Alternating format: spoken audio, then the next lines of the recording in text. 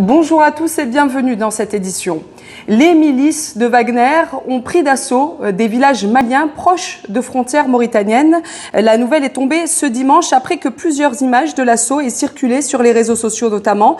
Les mercenaires sont arrivés dans la localité malienne de Dannerim où ils ont confisqué les armes sans avoir procédé à des arrestations. Une situation très complexe qui peut déborder sur les frontières mauritaniennes. En effet, les habitants de Dannerim ont leur école, leur puits en terre mauritanienne. Ils ne nous ont pas fait ou dit de mal.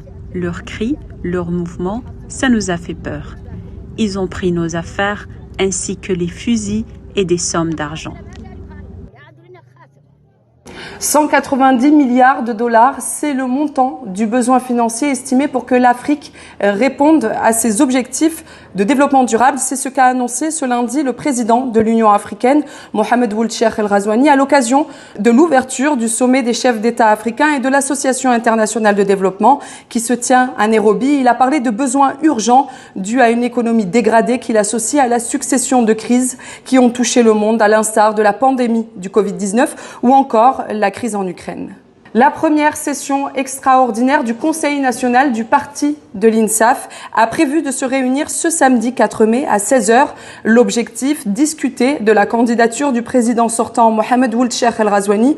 Le grand rassemblement se tiendra dans l'enceinte de l'ancien palais des congrès.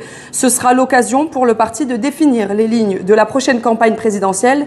On rappelle que l'ouverture de celle-ci est prévue le 14 juin prochain.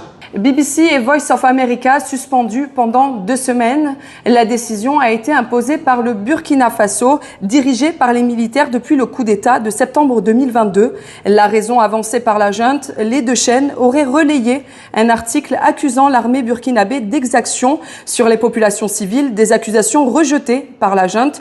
La suspension des radios britanniques et américaines suit celle prise à l'encontre d'autres médias étrangers.